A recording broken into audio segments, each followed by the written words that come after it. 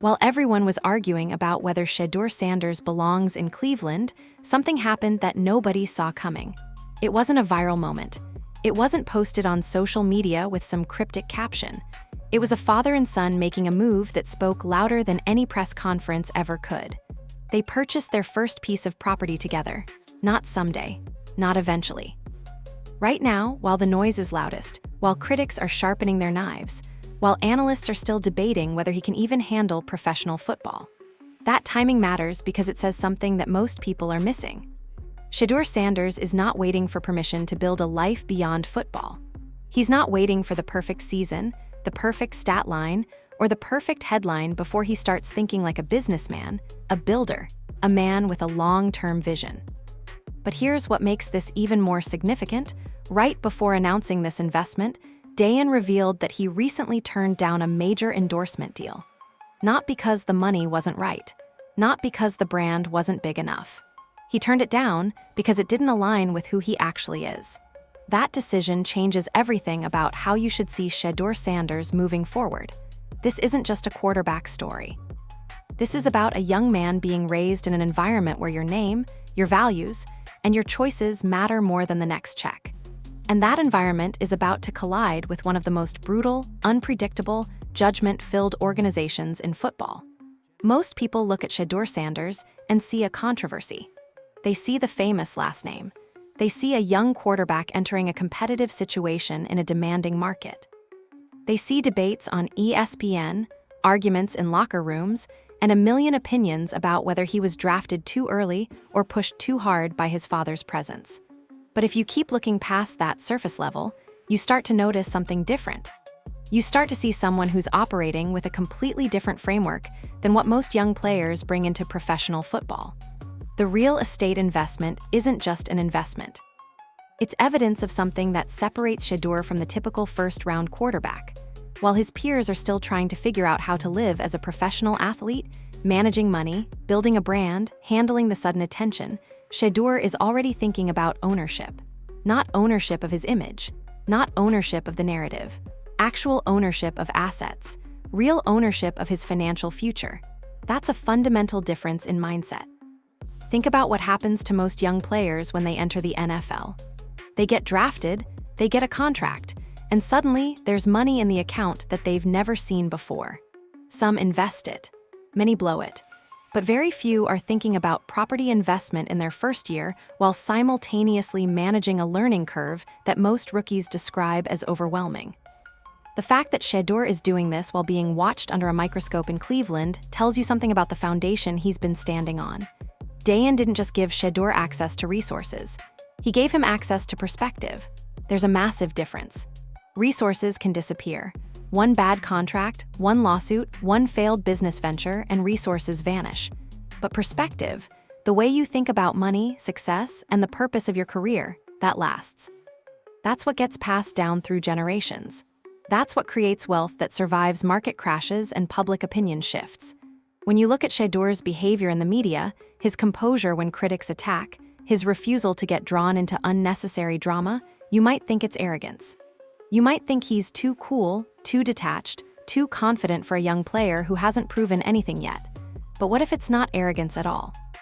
What if it's simply the result of growing up around a man who understands that every single action you take becomes part of your permanent record? What if Shedeur has learned that overreacting to critics is just giving them the attention they want? This connects directly to how he'll navigate Cleveland. Cleveland is not a patient city. Cleveland is a franchise that has been through quarterback after quarterback, coaching change after coaching change, hope after devastating hope. The fans there are hungry, and that hunger can either fuel a young player or consume him. But Shedeur appears to be trained differently.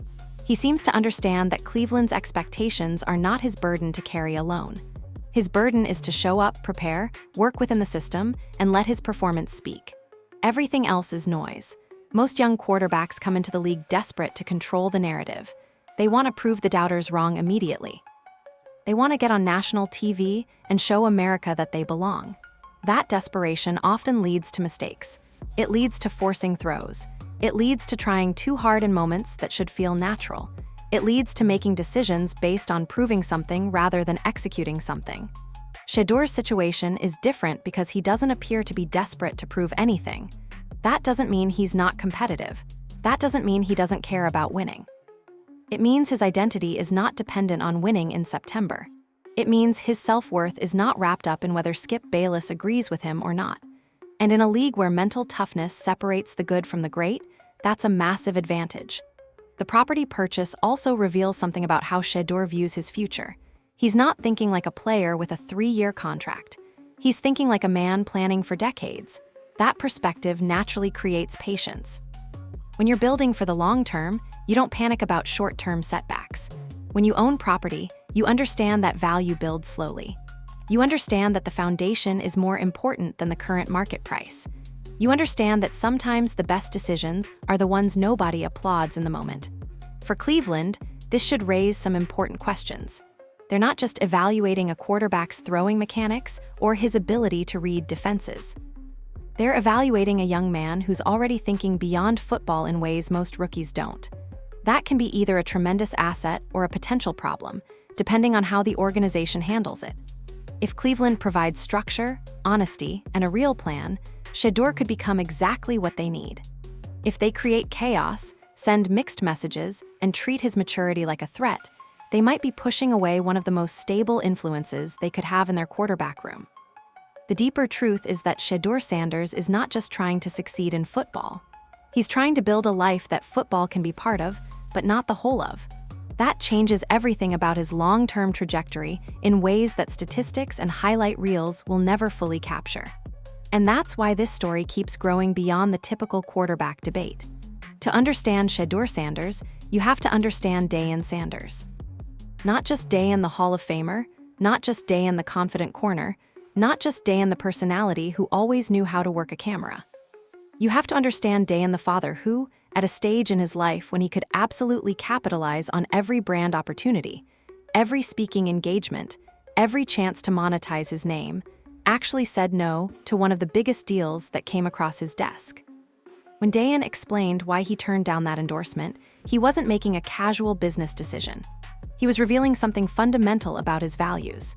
He said the opportunity didn't align with his life, his health journey, his faith, and his truth.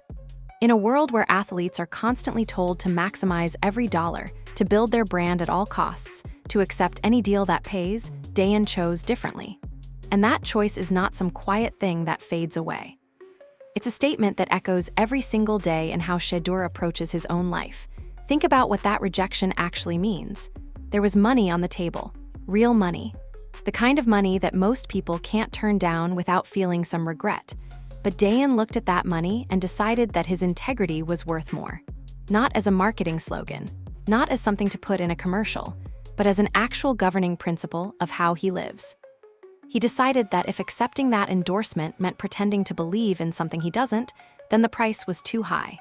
This is the environment Shedeur was raised in. Not an environment where every door gets walked through just because it's open. Not an environment where money is the ultimate scorekeeper. An environment where your name carries weight, and that weight matters. An environment where saying no is sometimes the smartest thing you can do. An environment where being famous doesn't mean you have to be available for everything. The implications for how Shedeur will navigate his own career are enormous. When brands approach him, and they will, because he's young, talented, and carries a famous name, he won't just see dollar signs. He'll think about whether that brand aligns with who he actually is. He'll consider whether lending his name to something compromises his values. He'll ask whether the money is worth the risk to his reputation. Those aren't questions that most young athletes ask. Most young athletes ask, how much does it pay? Shedeur has been trained to ask, what does it cost? But the endorsement story goes even deeper than just business decisions. It's actually about how you respond to temptation. And temptation in the NFL comes in many forms. It's not just money, it's attention. It's the seduction of being loved by millions of people. It's the way that public approval can start to feel like oxygen. It's the way that being celebrated can make you feel invincible.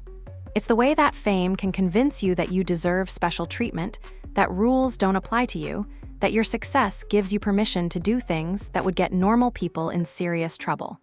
Deion has seen all of that. He's lived through the intoxication of being one of the most famous athletes on the planet. He's felt the rush of that attention. He's experienced the way that celebrity can pull you in directions that feel exciting in the moment but destructive over time. And the fact that he's now turning down deals, being selective about his associations, prioritizing his health and faith, that's not a sign of weakness or of his career winding down. It's actually evidence that he's learned something crucial about how to survive long-term success. When Shedeur watches his father make that choice, he's not just hearing words, he's seeing action. He's seeing a man who's already successful, already established, already wealthy enough that he doesn't need to say yes to everything, making the deliberate choice to be even more selective. That teaches a lesson that no financial advisor or mentor could ever fully capture. It teaches that your name is an asset that you can damage by association. It teaches that not every opportunity is actually an opportunity. Some opportunities are tests. This connects directly to how Shedeur will handle pressure in Cleveland. Because being in a demanding market, playing a crucial position, carrying a famous name, all of that creates pressure to perform, to produce headlines, to deliver results immediately. It creates pressure to prove that he's worth the investment. It creates pressure to give the media narratives, to engage in the drama, to be available whenever someone wants to question his decisions or his future. But if Shedeur applies the same principle that Deion used with that endorsement deal, he'll be selective about what he gives his energy to. He'll refuse to engage with narratives that don't serve his actual growth. He'll say no to the things that might feel good in the moment, but would compromise his long-term development. He'll protect his mental space the way Deion protected his name. That philosophy becomes a superpower in an environment like Cleveland. Because most young quarterbacks will bend under pressure. They'll change who they are to get approval. They'll make decisions based on what the fans want to see rather than what actually needs to happen. They'll burn themselves out trying to prove something to people who have already made up their minds. Shedeur's advantage is that he's been raised to resist that pressure. He's been raised to stay aligned with his values even when the world is pulling him in different directions. And that discipline might be the most valuable asset he brings to professional football. Cleveland is not an easy market for any player, but it's especially unforgiving for a young quarterback. The city has been through so much disappointment, so much hope followed by devastation, so many quarterback experiments that failed, so many coaching changes that reset the entire organization. When you step into that environment as a young player, you're not just stepping into a franchise. You're stepping into decades of collective pain that a fan base is desperately hoping you can heal. That pressure is real. It's not something that gets talked about enough when people analyze whether a young quarterback can succeed in a particular city. The pressure matters more than the offensive line. It matters more than the receiving core. It matters more than the coaching staff, at least initially, because the pressure is the first thing that hits you every single day. It's in the questions at your locker. It's in the way fans look at you. It's in how quickly criticism turns personal when things don't go well. Most young quarterbacks feel that pressure and respond by trying too hard. They try to be perfect in practice. They try to prove something in every single throw. They try to move too fast through the progressions because they're terrified of making a mistake that might validate what the critics already believe about them. That desperation is understandable, but it's also destructive. It leads to mechanical issues. It leads to forcing throws into coverage. It leads to pressing so hard that your actual talent gets buried under the weight of expectation. But Shedeur's situation is complicated by something else entirely. He's not just dealing with the normal pressure of a young quarterback in a demanding market. He's also dealing with the unique dynamic of having his father involved in the organization. That's a layer of complexity that most players never have to navigate. It creates questions about independence.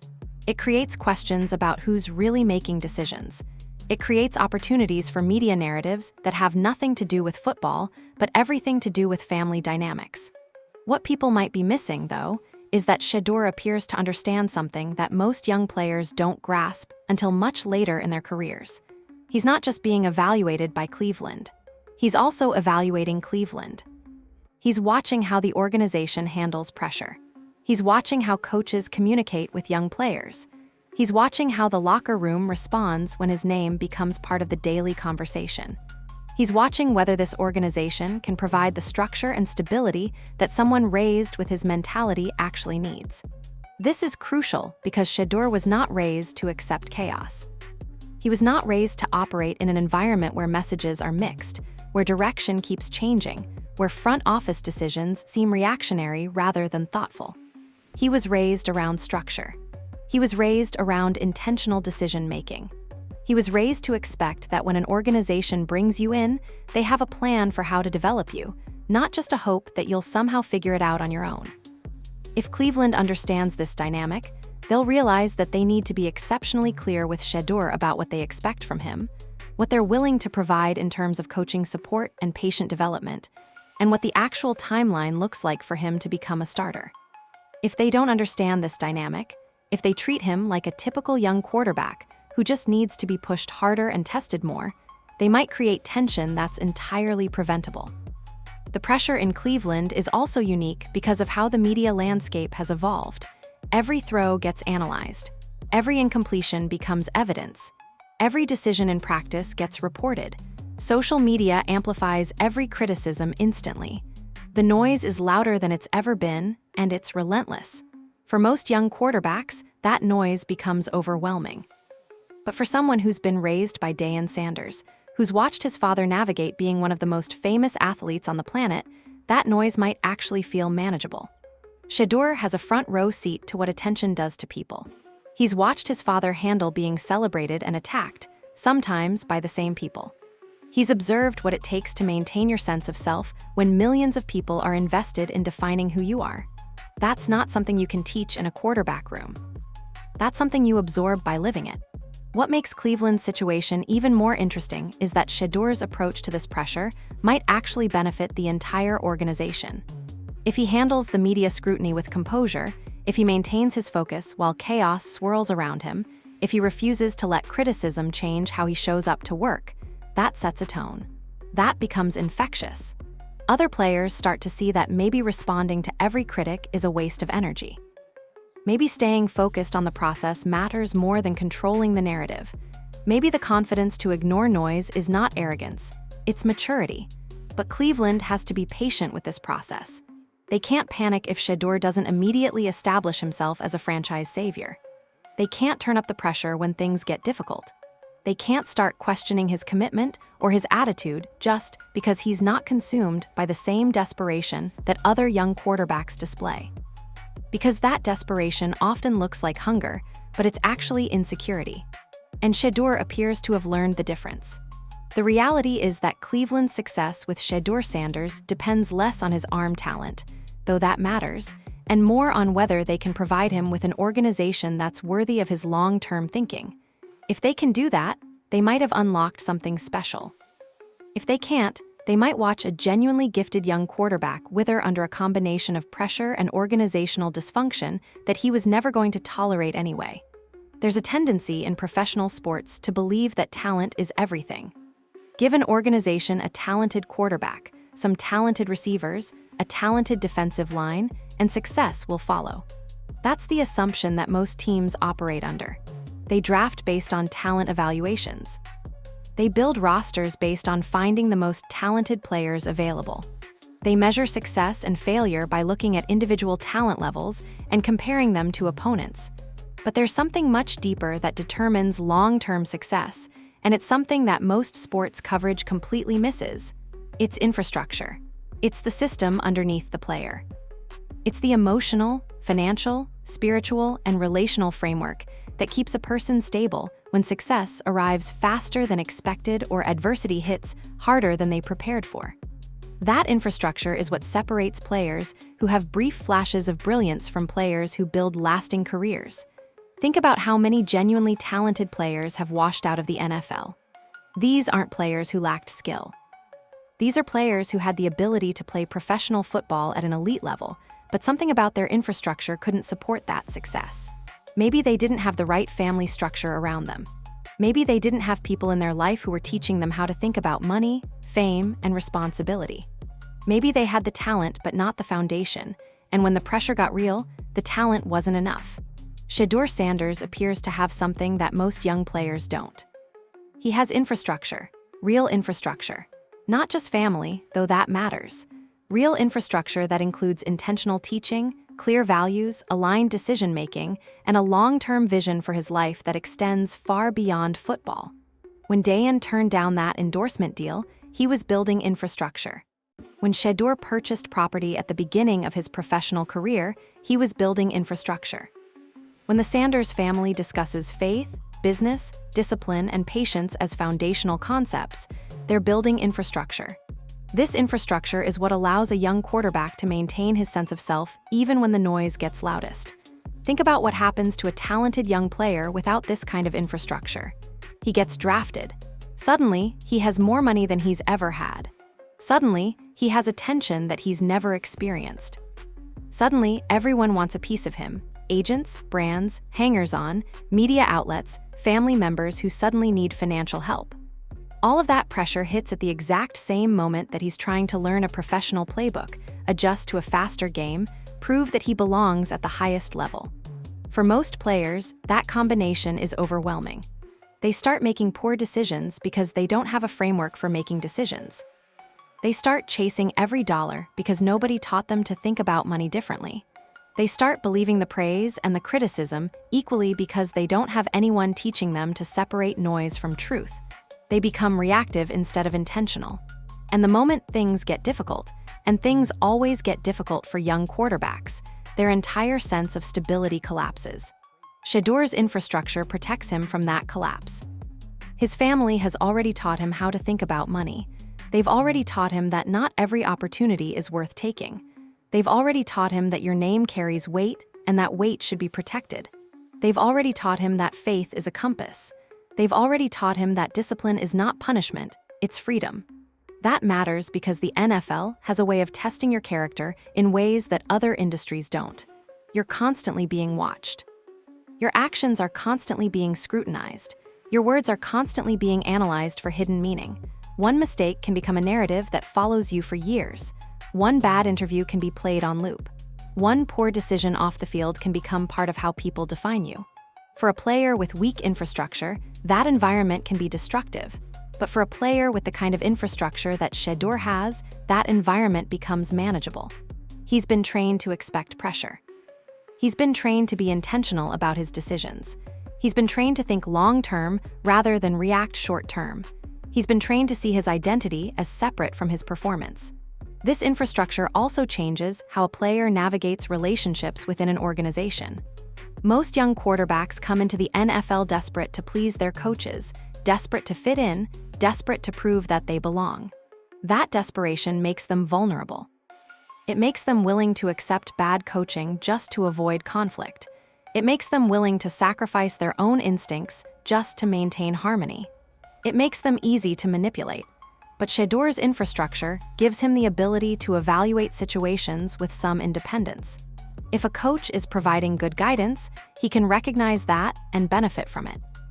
But if a coach is pushing him in a direction that doesn't align with his values or his development, he's not going to just accept it because he needs approval. That's not arrogance. That's confidence grounded in something real. The property investment is actually the perfect metaphor for this infrastructure concept. Real estate is not a quick game. It's not about buying a property and flipping it for a fast profit. It's about understanding that value builds slowly. It's about being willing to hold something even when the market is down. It's about trusting that you're making a good decision even when other people are questioning it. It's about having the patience to wait for returns that might take years to materialize. That mindset is exactly what separates players who survive the NFL from players who merely flash briefly. Players with that mindset don't need everything to work perfectly in year one. They don't need every decision to be validated by immediate success. They can accept mistakes as part of the learning process. They can stay calm when the narrative gets negative. They can keep building when the world is questioning them. For Cleveland, understanding this infrastructure concept might be the key to actually developing Shedeur successfully. Because if they try to force immediate results, if they treat him like a finished product rather than a player who's still being developed, if they create chaos instead of clarity, they'll be working against the very infrastructure that makes him capable of handling professional football at the highest level. But if they respect his need for structure, provide honest communication, and give him the time to develop properly, they might unlock something truly special. Professional football is built on the urgency of the moment. Every Sunday matters. Every game is treated like it's the most important thing in the world. Every throw, every play, every decision on the field is analyzed with the intensity of a championship-deciding moment. That urgency is real, football is unforgiving, and bad decisions do have immediate consequences. But that urgency can also create a false sense of time. It can make a young player feel like his entire career is being decided in the first season, the first month, or even the first game. Shedeur's mindset appears to be different. He's operating with a long-game strategy, and that strategy is changing how he approaches every single decision, including the choice to invest in real estate right now while he's still establishing himself in the NFL. When most young quarterbacks enter the league, they're thinking about proving something in the next 3 to 5 years. They want to establish themselves as a starter before their rookie contract is over. They want to hit the market for a big extension. They want to become successful before people forget about them. That timeline makes sense from one perspective. NFL careers are short, and there's real urgency to establish yourself while you have the opportunity. But Shedeur's timeline is different. He's thinking like someone who might be in professional football for 15, 20, or even more years. He's thinking like someone who's planning for life after football. He's thinking like someone who understands that the most important returns in life often come slowly, and they come to people who are patient enough to let them compound. The real estate investment exemplifies this long-game thinking. He's not buying property because he expects it to make him money in 2 years. He's buying property because he understands that real estate appreciates over time. He's buying because he's thinking about where he'll be 10 years from now, 15 years from now. He's building assets that won't be affected by whether he has a good season or a bad season, whether he's in a starting role or on the bench, whether he gets injured or stays healthy. That's the kind of thinking that protects a young player from desperation. When you're already building something outside of football, you're not completely dependent on football to validate your life. You're not forced to take every opportunity just because you're afraid of missing out. You're not driven by the need to prove something to critics because you already know who you are beyond the game. This long-game approach also changes how Shedeur will handle adversity. And adversity is coming. It always comes for young quarterbacks in the NFL. Maybe he'll have a stretch of games where he struggles. Maybe he'll get injured. Maybe the offensive line will be inconsistent. Maybe the receiving core won't be what he needs. Maybe the coaches will make decisions that don't make sense to him. Maybe the media will turn on him. Adversity in some form is guaranteed. But players who are thinking short-term often spiral when adversity hits. One bad game becomes evidence that they don't belong. One criticism becomes a narrative that's true. One setback becomes a sign that the whole thing is falling apart. Players thinking long-term have a completely different response. One bad game is just one game in a career that's going to span decades. One criticism is noise in a long-term plan. One setback is a temporary obstacle, not a fundamental problem. The property investment signals that Shedeur is choosing to think long-term. It's a statement that says, I'm not just here for the next few years. I'm thinking about the next few decades. And that perspective is actually a competitive advantage in ways that most people don't recognize. Consider how this affects his daily approach to practice and development. A player thinking short-term might be obsessed with looking good in practice right now, showing coaches what he can do today, proving something in the moment. That desperation can actually slow down learning because it prioritizes performance over development. A player thinking long-term understands that practice is about getting better, not about impressing people right now.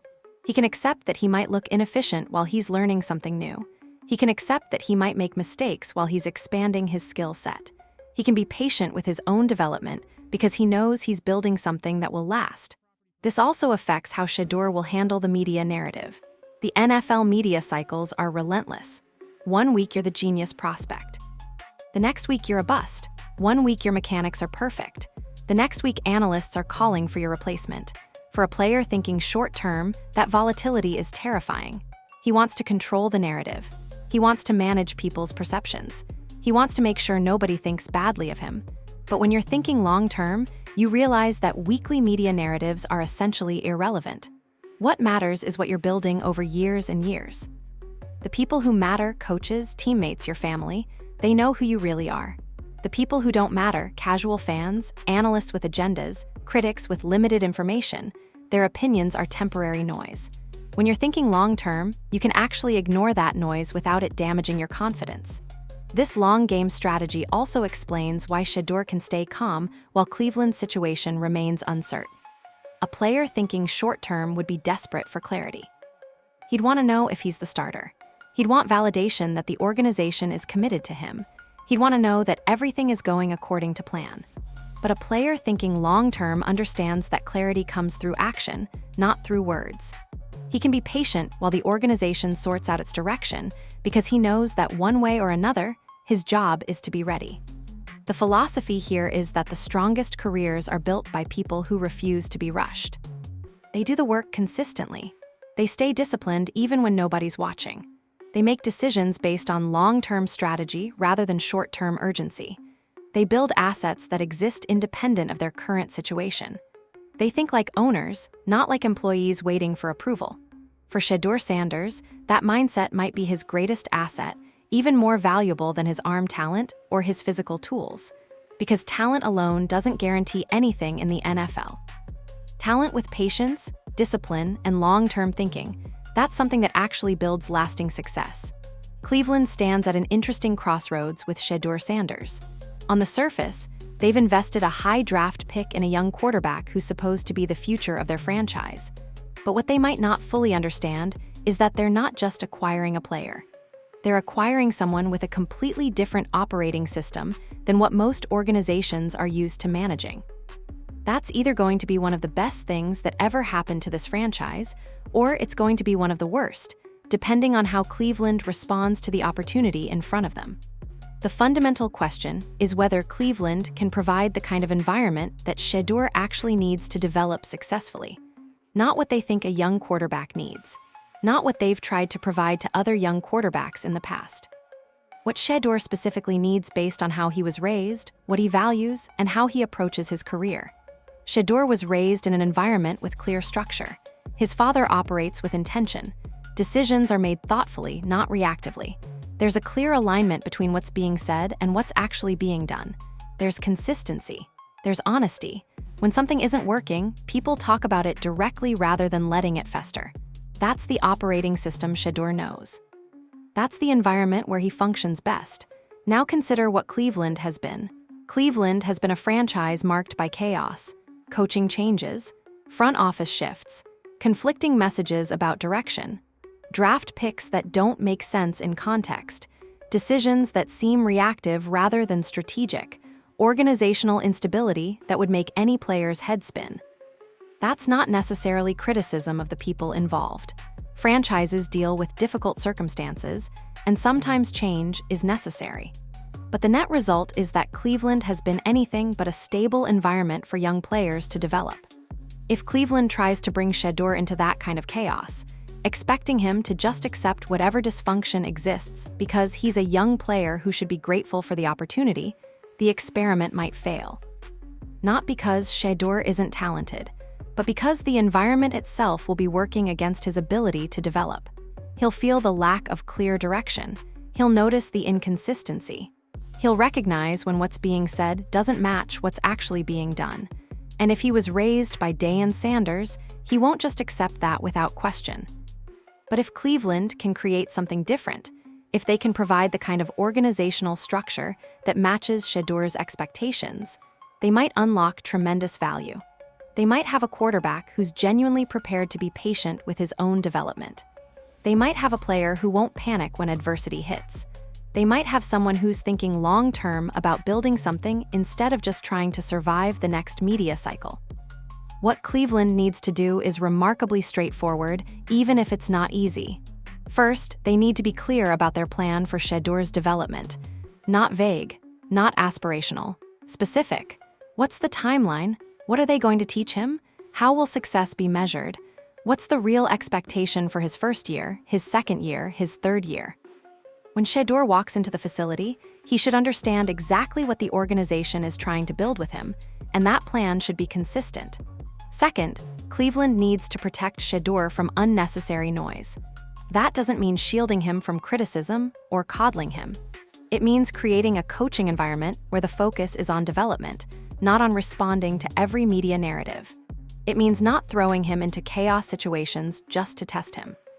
It means understanding that a young quarterback being developed in a demanding market needs stability, not additional pressure created by organizational dysfunction. Third, Cleveland needs to respect Shedeur's intelligence and his maturity. He was raised in an environment where he's expected to think critically about decisions. He's been raised to ask good questions. He's been trained to evaluate situations. If coaches talk to him like he's a typical young player who just needs to be told what to do, they'll be underutilizing his greatest assets. But if they engage with him as someone who's genuinely thinking about his development, who has good instincts, and who can contribute to conversations about his own growth, they might access something special. Fourth, Cleveland needs to understand that Shedeur is evaluating them as much as they're evaluating him.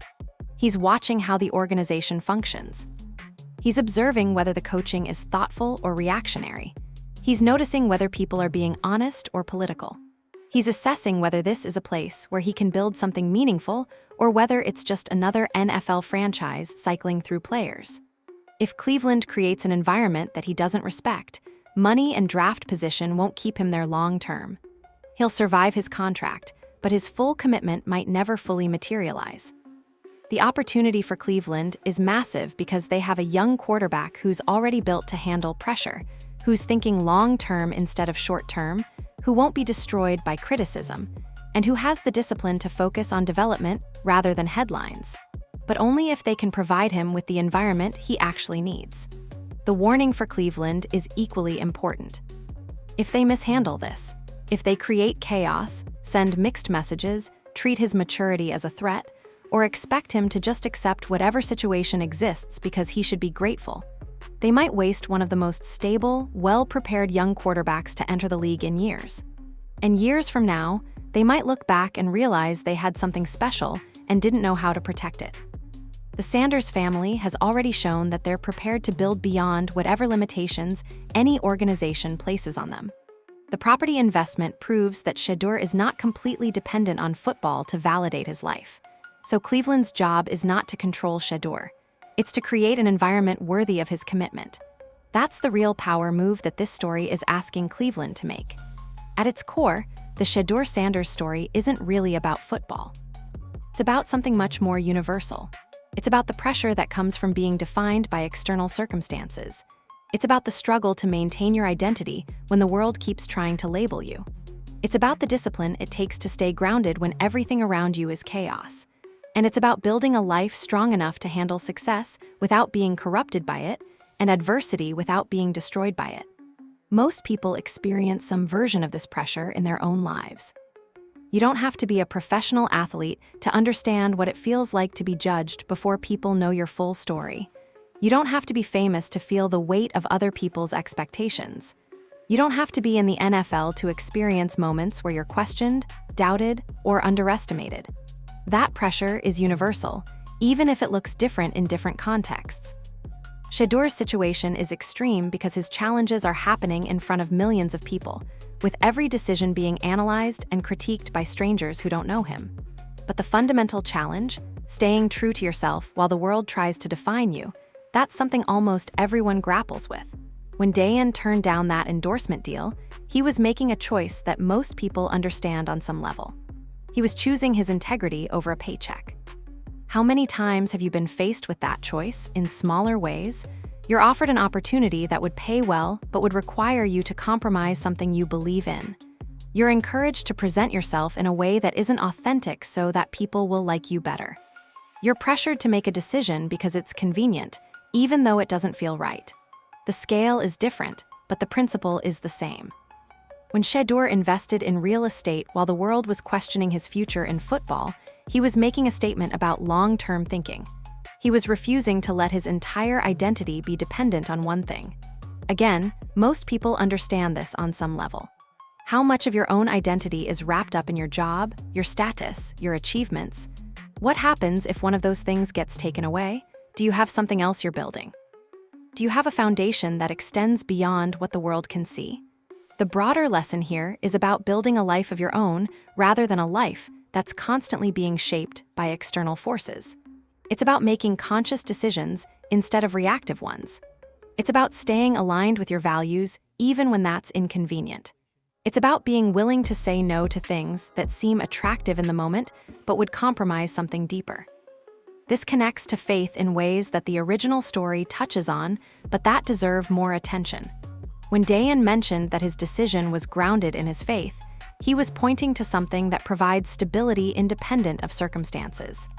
Faith, values, principles, whatever you want to call them, these are things that give you an anchor when the external world is unstable. They're the things that keep you from being completely tossed around by every wave of public opinion or every opportunity that comes your way. Shedeur's calmness in the face of criticism might actually be rooted in this kind of spiritual foundation. Not because he's religious in a way that makes him immune to pressure, but because he has something that he's measured his decisions against other than just winning or losing, gaining approval or facing criticism. He has values. He has direction. He has a framework for thinking about his life that extends beyond what anyone else thinks about him. The property investment also reflects this principle applied to finances. Most people think about money in very short-term ways. How much do I earn? How much do I spend? Can I pay my bills? Can I buy what I want? But long-term thinking about money is about assets, ownership, building wealth that compounds over time. It's about understanding that money can be a tool for freedom if you use it strategically, or a trap if you use it reactively. There's something powerful about a young man in his prime, at the beginning of his professional career, already thinking like an owner instead of like an employee. Already thinking about what he's building instead of just what he's earning. Already focused on what he can control long-term instead of what he can consume short-term. That mindset applies to far more than just professional athletes. The story also speaks to the power of mentorship and the impact of growing up around someone who's already navigated the exact circumstances you're facing. Shedeur didn't have to figure out how to handle fame and pressure through trial and error. He had a father who could show him directly. He had someone who could say, "Here's what worked for me. Here's what didn't. Here are the traps. Here are the principles that protected me." That's a kind of education that can't be replicated through coaching or consulting. That speaks to the importance of having people around you who understand the specific pressures you're facing. Not just advice givers, not just mentors. People who have actually lived through what you're about to face. People who can show you by example, not just by words, how to handle it. And finally, the story is about recognizing the difference between being successful and being whole. You can be successful by external measures and completely fractured on the inside. You can win games and lose yourself. You can achieve your professional goals and end up isolated, addicted, broken, or completely dependent on the next achievement to feel okay. True success, the kind that actually matters, is when your external circumstances align with who you actually are on the inside. That's what Shedeur appears to be building. Not just a successful quarterback career. A life where his values, his faith, his family, his business interests, and his football career all point in the same direction. A life where he could lose football tomorrow and still be okay because he's built something bigger. That's not just an NFL story. That's a life story. And maybe that's why it resonates with so many people. The Shedeur Sanders story isn't ultimately about whether he'll be successful in Cleveland. It's about whether he can stay grounded long enough to become everything he was raised to be. The pressure will come. The criticism will intensify. The challenges will be real. But every single test that comes his way is an opportunity for him to apply the lessons he learned growing up in Deion's shadow. While the sports world debates his arm strength and his processing speed and his ability to handle the pocket, Shedeur is building something that most analysts will never see on tape. He's building character. He's building discipline. He's building a life structure that can weather any storm. That doesn't guarantee he'll be a great NFL quarterback. Nothing guarantees that. But it does guarantee that he'll be something harder to break than most players who enter professional football. For Cleveland, the real choice is whether they can create an organization worthy of his commitment. For Shedeur, the real work is staying aligned with his values even when staying aligned is the hardest thing he can do. And for everyone watching, maybe the deeper question is this: what are you building right now? Are you building for approval, or are you building for yourself? Are you making decisions based on what sounds good in the moment, or based on what aligns with your actual values? Are you thinking long-term about your life, Or are you just reacting to whatever comes next? Shedeur's answer to those questions might tell you everything you need to know about his future.